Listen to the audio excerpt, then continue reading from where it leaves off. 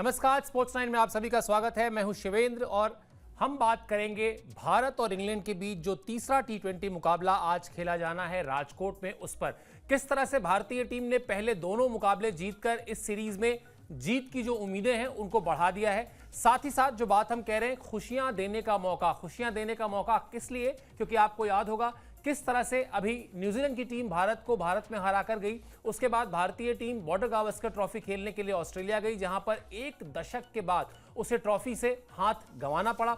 तो कुल मिलाजुलाकर भारतीय फैंस में मायूसी का माहौल था। उस मायूसी के माहौल में ये टी20 सीरीज शुरू हुई। पहले 2 मैच सूर्या की कप्तानी में भारतीय टीम जीत चुकी है।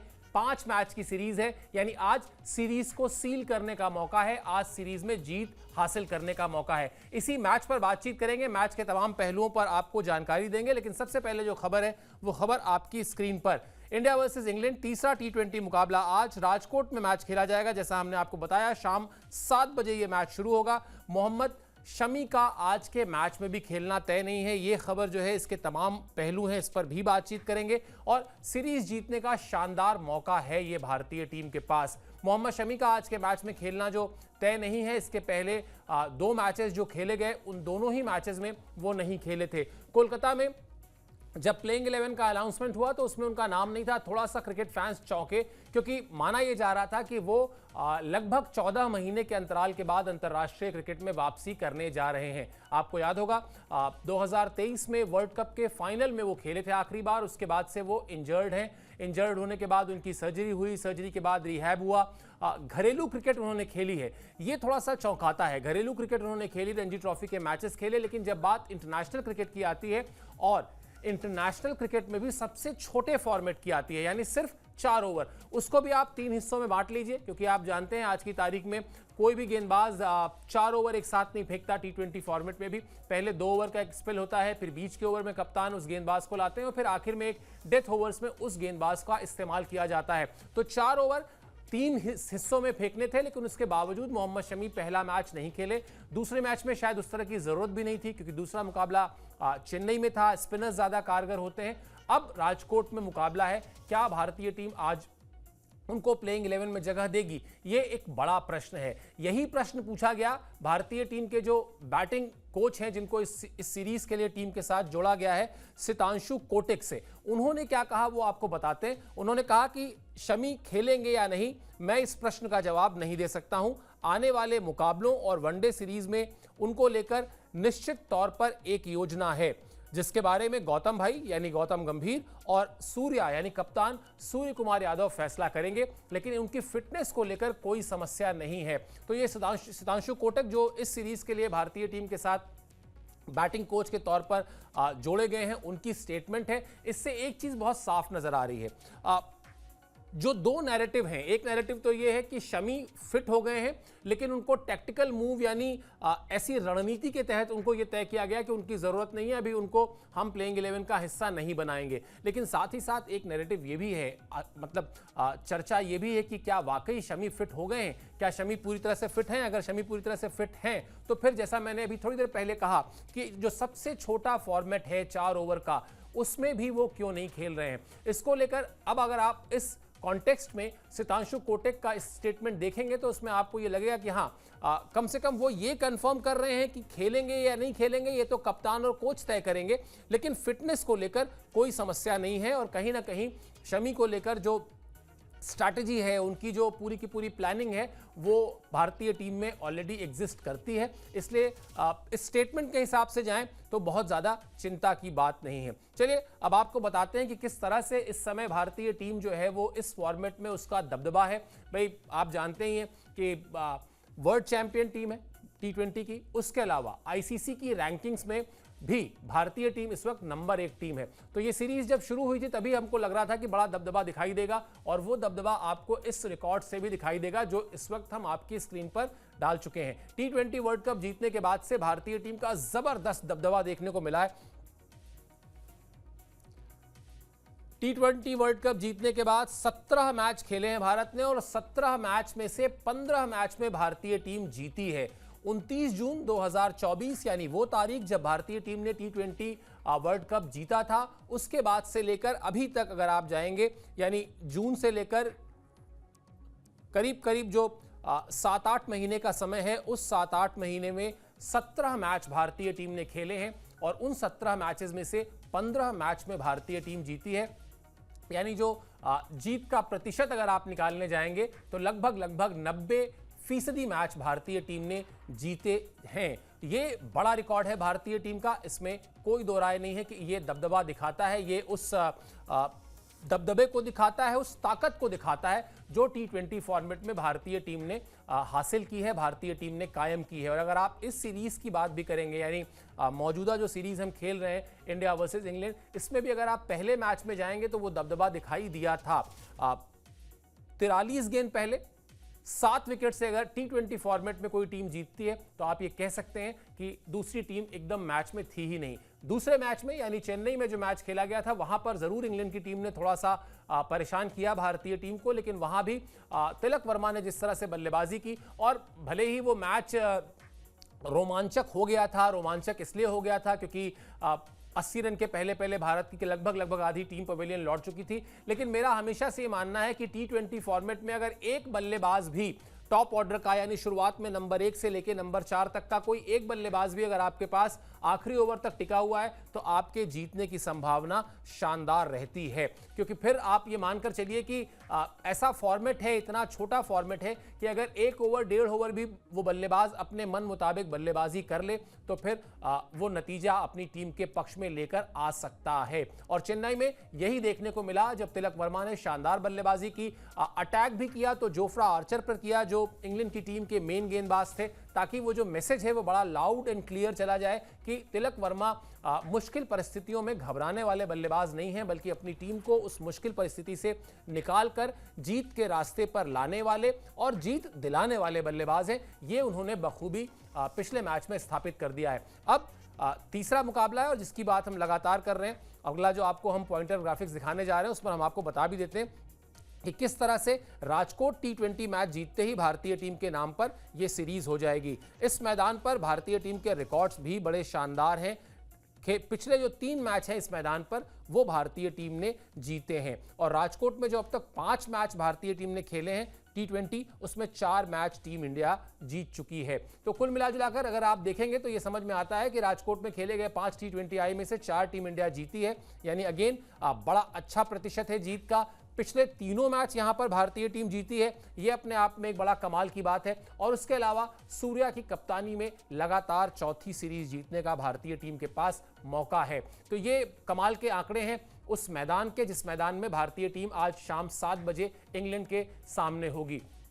कहीं ना कहीं इंग्लैंड की टीम बैकफुट पर है। हालांकि इंग्लैंड की टीम में भी खिलाड़ी बहुत तगड़े हैं, उनके मतलब जोस बटलर से लेके हैरी ब्रूक से लेके लियम लिविंगस्टोन से लेके तमाम ऐसे खिलाड़ी हैं जो इस फॉर्मेट में अपने आप को स्थापित कर चुके हैं। लेकिन जब बात भारतीय टीम के दबदबे की आ रही है तो वहां कहीं ना कहीं भारतीय टीम का पलड़ा भारी है। और जो स्टैट्स हम दिखा रहे हैं आपकी स्क्रीन पर, जिस तरह से सूर्या की कप्तानी भी रही है, ये भी बहुत एक इंपॉर्टेंट पॉइंट है। हालांकि हम अभी शो में आगे बात करेंगे कि किस तरह से बल्लेबाज सूर्या जो है वो नाकाम रहे हैं, लेकिन कप्तान सूर्या, उनके नाम आप देखिए चौथी सीरीज होने वाली है जीत के लिहाज से अगर बात की जाए तो। अब बात कर लेते हैं जरा सूर्य कुमार यादव द बैट्समैन की। ये बहुत इंपॉर्टेंट पहलू है। सूर्य कुमार यादव को जब कप्तानी सौंपी गई, बहुत बड़ा सैंपल साइज कोई है नहीं, लेकिन अगर आप देखेंगे तो आप ये पाएंगे कि सूर्या को कप्तानी इसलिए दी गई क्योंकि वो इस फॉर्मेट में कमाल की बल्लेबाजी कर रहे थे। लंबे समय तक वो आईसीसी की रैंकिंग में, T20 रैंकिंग्स में नंबर 1 बल्लेबाज रहे। अब इसका जो फायदा था कह लें, या इसका जो परिणाम था कि उनको कप्तानी दे दी गई और वो कप्तान बन गए। लेकिन कप्तान बनने के बाद जो हालात हैं वो अच्छे नहीं हैं बल्लेबाज सूर्या के, उनसे उस तरह से रन नहीं बन रहे जिस तरह से वो रन बनाते थे। या आपको याद होगा उनको 360 डिग्री बल्लेबाज की जो उपाधि दी गई थी वो इसीलिए दी गई थी क्योंकि उनका बड़ा ही दबदबा था। अच्छी बात यह है कि राजकोट में उनके नाम एक शतक है। जनवरी 2023 में श्रीलंका के खिलाफ नॉट आउट 112 रन उन्होंने बनाए थे। ये एक ऐसा फॉर्मेट है जहां शतक बड़ा मुश्किल से बनता है, लेकिन इस मामले में सूर्य कुमार यादव का जो रिकॉर्ड है वो बड़ा शानदार है। किस तरह से 51 गेंद में 7 चौके और 9 छक्कों की मदद से उन्होंने बनाए थे नॉट आउट 112 रन। लेकिन अब जो पॉइंट आने वाला है, अब जो ग्राफिक्स आने वाला है, वो है असली कहानी। टी20 वर्ल्ड कप जीतने के बाद से सूर्य कुमार यादव का बल्ला जो है वो खामोश है। पहले मैच में इंग्लैंड के खिलाफ अगर बात की जाए, इस सीरीज के पहले मैच में 0 पर आउट हो गए थे और उसके बाद दूसरे मैच में 10-12 रन उन्होंने बनाए, लेकिन वो नाकाफी थे। हाँ, टीम जीत जरूर रही है। और अगर आप वर्ल्ड कप के बाद से अभी तक का जो सूर्य कुमार यादव का स्टार्ट्स है उसमें अगर आप एवरेज पर जाएंगे तो वो एवरेज 24 रन के आसपास का है, जो उनके स्टेचर के बैट्समैन को, मतलब सूर्य कुमार यादव वनडे में, सूर्य कुमार यादव टेस्ट में जो उनको गिने चुने मौके मिले हैं, और सूर्य कुमार यादव टी20 में, बहुत बड़ा फर्क हो जाता है। टी20 एक ऐसा फॉर्मेट है जिसको सूर्य कुमार यादव ने कहा जा सकता है कि क्रैक कर लिया है। और जिस तरह की उनकी बल्लेबाजी है, मैं हमेशा लिखता पढ़ता रहता हूं ये बात कि वो एक गेंद पर 3 तरह के शॉट्स मारने की काबिलियत रखते हैं। वो पहले गेंद को देखते हैं, फिर ये तय करते हैं कि इस गेंद को बाउंड्री किस तरफ बाउंड्री पर मारा जाए ताकि हो सकता है उधर फील्डर ना हो, या हो सकता है उस तरफ की बाउंड्री छोटी हो। तो इतनी काबिलियत है। ऐसे काबिलियत वाले खिलाड़ी के स्टैट्स जब टी20 फॉर्मेट में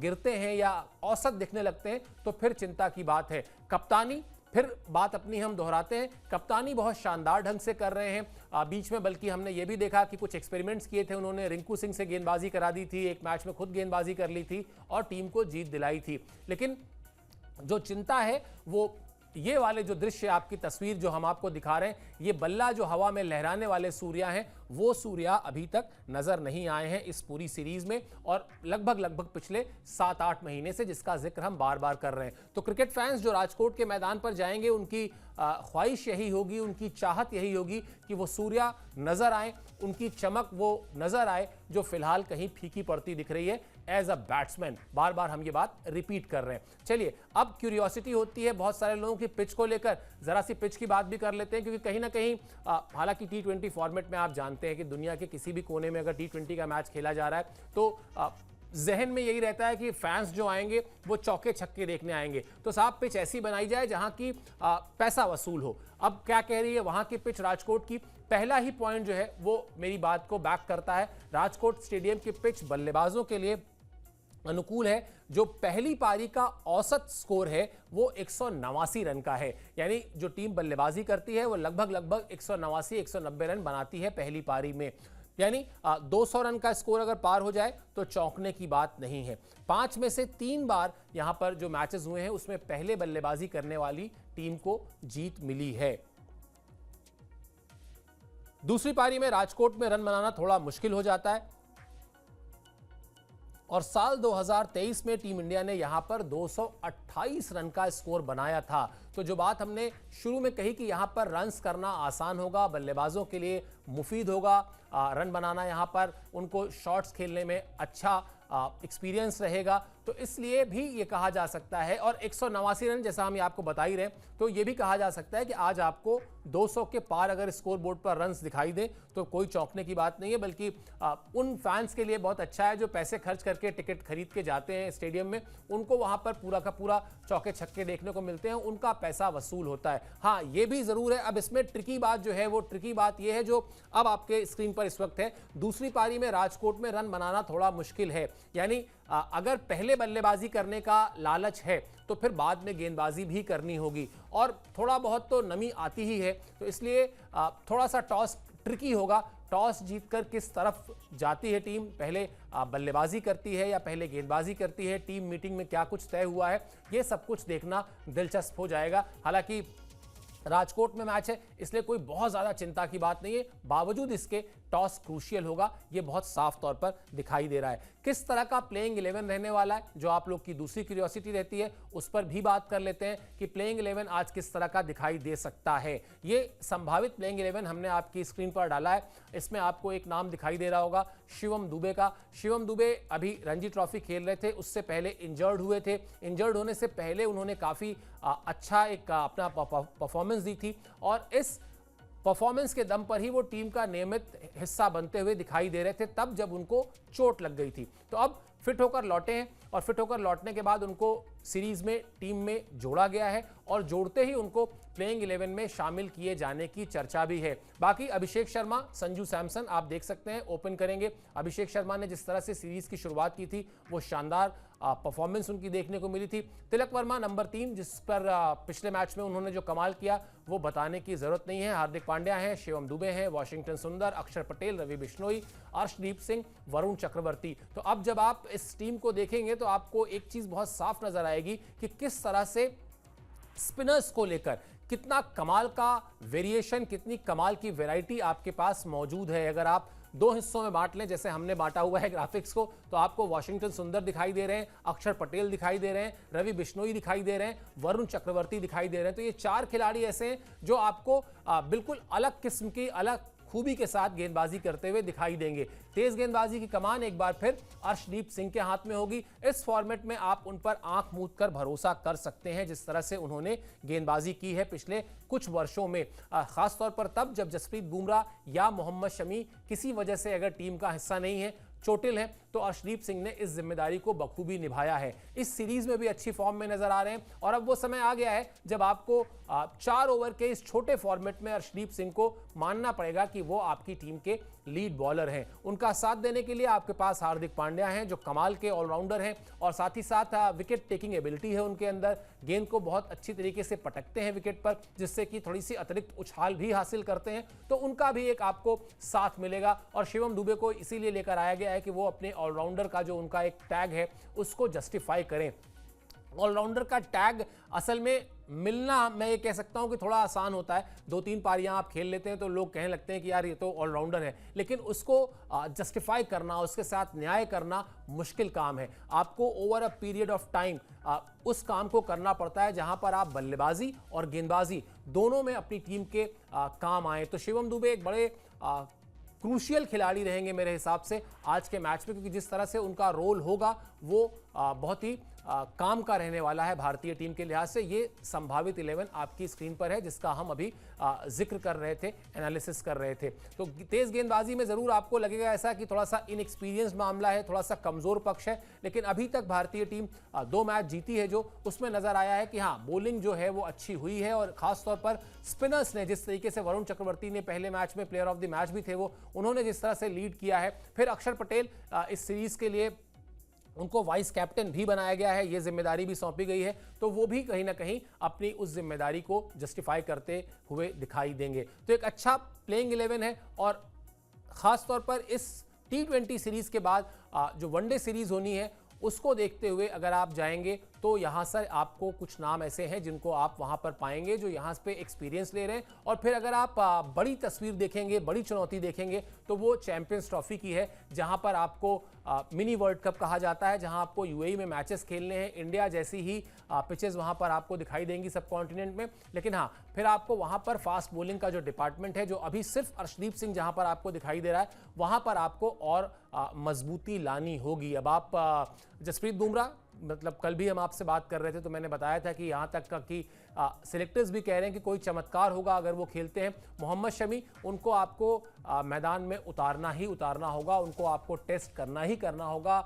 आप उनको बचा के नहीं रख सकते हैं कि नहीं जी इनको बचा लिया जाए, तो वो संभव नहीं है। आप T20 मैचेस में उनको अगले खिलाना चाहते हैं, खिलाइए, वरना फिर सीधे सीधे जो अगर वनडे में आप जाएंगे तो वहां पर 4 ओवर नहीं बल्कि वहां पर 10 ओवर फेंकने होंगे, यानी 2.5 गुना ज्यादा काम होगा। तो इस लिहाज से अगर देखा जाए तो चैंपियंस ट्रॉफी की टीम अगर हम पर चर्चा होगी जब, तो उसमें आपको फास्ट बॉलिंग में कुछ और स्थापित नाम हर हालत में चाहिए होंगे। हर्षित राणा का नाम भी हालांकि उसमें एक तरीके से बैकअप के तौर पर रखा गया है। चलिए शो को हम वाइंड अप करें, उससे पहले बता देते हैं कि संजू सैमसन, जिनका नाम आपको इस लिस्ट में दूसरे नंबर पर दिखाई दे रहा है, एक अच्छे कमाल के ओपनर हैं और लगातार उनकी भी कुछ किस्मत ऐसी रही कि अप डाउन रहे हैं उनके करियर में। कई बार वो बहुत शॉर्ट, एक तरीके से छोटा रन उनको मिलता है, 2 ही 3-4 मैच खेल पाते हैं, लेकिन जब उनको एक लंबा रन दिया जाता है, बड़ी ही साफ तस्वीर रख दी जाती है कि नहीं आप इस सीरीज के मैचेस खेल रहे हैं, तब शायद वो उनका जो परफॉर्मेंस होता है वो और बेहतर निकल कर आता है। अभी उनके पास एक मौका है शानदार, और उनके पास वो शानदार मौका ये है कि वो इस टीम के जो कोच हैं गौतम गंभीर, उनसे आगे निकलने का उनके पास मौका है T20 आईज में। संजू के नाम 39 यानी 39 T20 मैचेस जो इंटरनेशनल खेले हैं उन्होंने 841 रन बनाए हैं। गौतम गंभीर ने 37 T20 इंटरनेशनल मैच जो खेले थे उसमें 972 बनाए थे। सीरीज के जो 2 T20 में मैचेस अभी तक हुए हैं उसमें उस तरह से उनका बल्ला जो है वो नहीं चला है। संजू सैमसन का कुल 31 रन ही है। उन पर एक तरीके से जिम्मेदारी है कि वो टीम को अच्छी शुरुआत दिलाएं, मजबूत शुरुआत दिलाएं, और वो जो एक लंबा अनुभव है उनका इस फॉर्मेट में और जिस तरह से भारतीय टीम मैनेजमेंट उन पर भरोसा करता है उसको वो जस्टिफाई करें। कहीं ना कहीं उसमें जो है फैंस को इस बात का इंतजार है